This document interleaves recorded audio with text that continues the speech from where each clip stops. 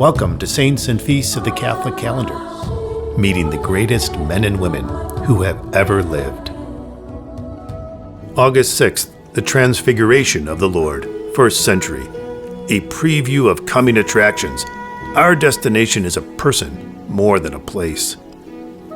It was not a miracle that Jesus Christ transfigured himself on Mount Tabor before the apostles. It was a miracle that he maintained his common earthly appearance for the whole of his life. It was a miracle that his face was not glowing like the sun as he walked the hills and valleys of the Holy Land.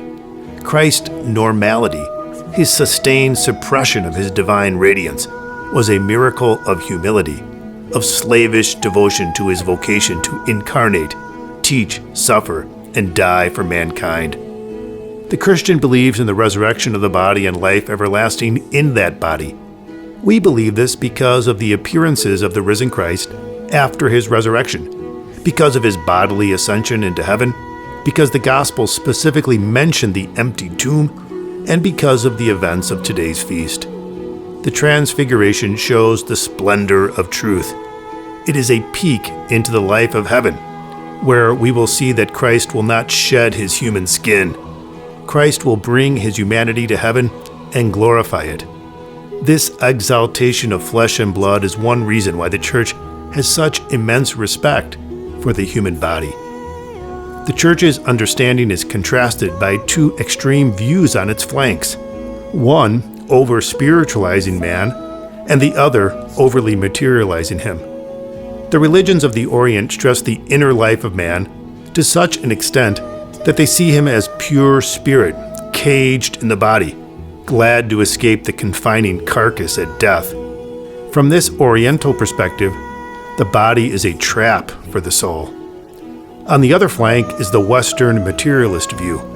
It sees the body as having priority over the soul to such an extent that physical sensory experience is the best and only path to knowledge. This Western lens sees the body as a sensory sponge meant to soak up as many external experiences, pleasure, music, travel, conversation, food, as possible. If you don't experience something yourself, you can't assess its truth or value. This personalizing of existence reduces all reality to me and leads to cultural breakdown. But neither an excessively spiritual approach nor an excessively material understanding does the body justice. A balanced understanding of the relationship between the body and soul is a hallmark of traditional Christianity. When Christ reveals his glory, he doesn't point a long, bony finger to a colorful rainbow on the horizon. He doesn't puff his cheeks and blow a strong rush of wind on the apostles' faces. And he doesn't sit down and start playing soothing melodies on a harp. Christ shows the apostles the truth by showing them himself. He shows them his arms and legs and torso and face and hair. It's a real body. Jesus gives us a target to aim for. He shows us that the destination is himself. We desire heaven because Jesus is there. If he were not there, then heaven would not be heaven.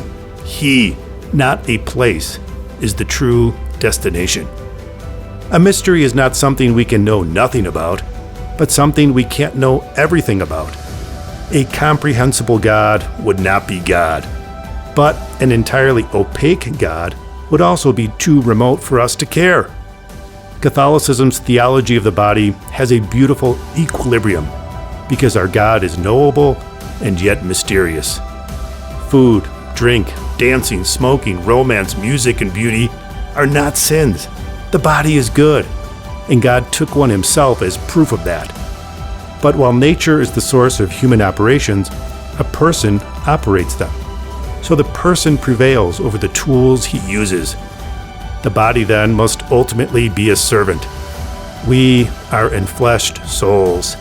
In heaven, hopefully, we will be most truly us and have our ideal body.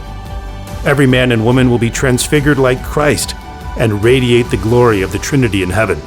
Like a white sheet on the line, radiates the sun shining behind it. Lord of the Transfiguration, your glorified body gives us hope of the glories to come in heaven, where you will be the destination. May your glorified body inspire all Christians to live well their body's soul uniqueness on earth until they are perfected in heaven through you. Amen.